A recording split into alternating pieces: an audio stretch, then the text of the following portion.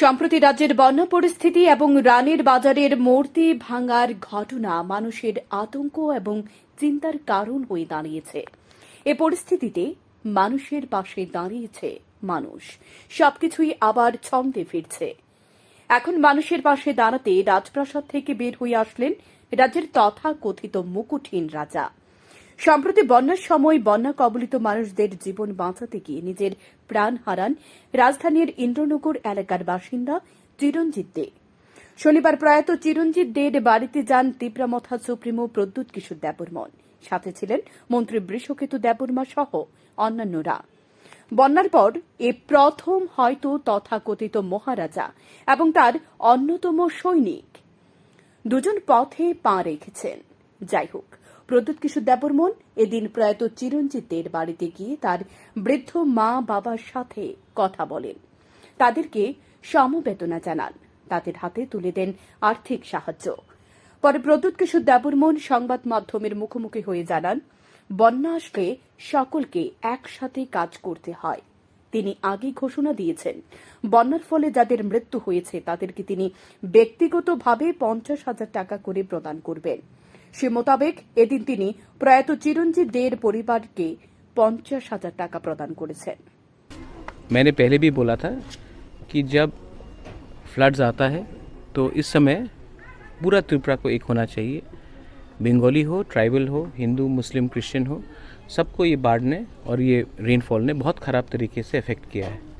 तो मैंने अपने तरफ से एक दायित्व लिया था, एक संकल्प लिया था कि जहाँ में भी बंगाली हो, ट्राइबल हो, मुस्लिम हो, मणिपुरी हो, कोई भी हो, जहाँ में किनका भी मृत्यु हुआ है इस बाढ़ के लिए, इस रेनफॉल के लिए, मैं अपने तरफ से 50,000 रुपीज़ अपने पॉकेट से, ये ना गवर्नमेंट का रुपया है ना एडीसी का रुपया है, मैं अपने तरफ से दूंगा। तो मैं आज यहाँ में आया हूँ और मैंने ये कर्तव्य किया है। ज़िंदगी तो वापस नहीं आ सकता, लेकिन इस ख़राब समय में अगर मैं कुछ लोगों को हेल्प कर सकता हूँ जिनके परिवार में मृत्यु हुई है, तो मुझे भी लगता है कि एक अच्छा मैसेज जाएगा कि हम ख़राब समय में सबके साथ हैं और त्रिपुरा को इस बार एक होना है। और अगर हमको एक होना है तो हमें अपने बारे कम सोचकर सबके बारे भी सोचना चाहिए। আরও কথা বলেন রানীর বাজারের কালী মূর্তি ভাঙার ঘটনা নিয়ে। এই ঘটনাকে কেন্দ্র করে কয়েকটি বাড়িতে ভাঙচুর করা হয়। এই ঘটনা নিয়ে প্রতিক্রিয়া ব্যক্ত করতে গিয়ে প্রদ্যুৎ কিশোর দেববর্মন বলেন, সাম্প্রদায়িক সংঘর্ষের পেছনে রাজনৈতিক হাত রয়েছে, তবে ত্রিপুরার রাজ্যে সাম্প্রদায়িক হিংসা ঠিক নয়, কারণ ত্রিপুরার রাজ্য একটা উন্নত রাজ্য। বিভিন্ন ধর্মের মানুষ ভারতে বসবাস করে। যারা কালী মূর্তির মাথা ভেঙেছে তাদের গ্রেপ্তার করা প্রয়োজন। মানুষের বাড়িঘর ভাঙা ঠিক নয়। পাকিস্তান ও বাংলাদেশের মতো ভারতের ভূমিকা হওয়া উচিত নয়। Every time we've had communal violence, there's been a politician behind it. So whether the politician was in BJP or in Congress or CPM, politicians are always behind communal violence.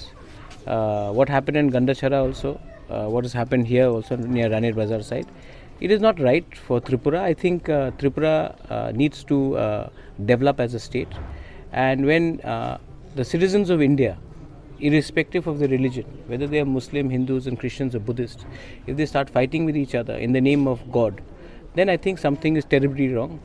Whoever desecrated the statue of Kali Ma should be arrested, whether he is a Hindu or a Muslim, because a criminal is a criminal.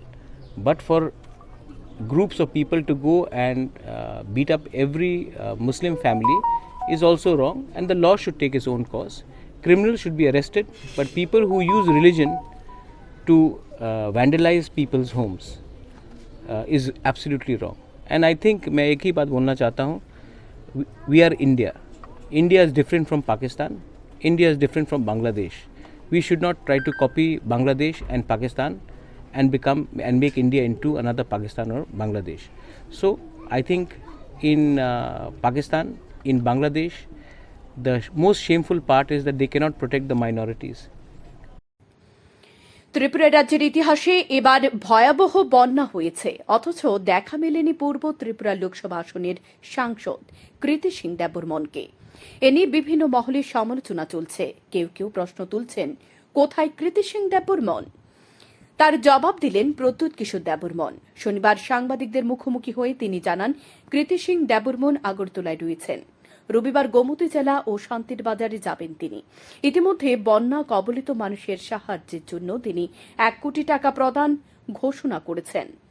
বর্তমানে রাজনীতি করার সময় নয়, বর্তমানে সকল অংশের মানুষ ক্ষতিগ্রস্ত, মানুষ সমস্যার মধ্যে রয়েছে, সকলে মিলে বর্তমানে কাজ করতে হবে। मैं इसमें पॉलिटिक्स में जाना नहीं चाहता हूँ। MP is already in Agartala.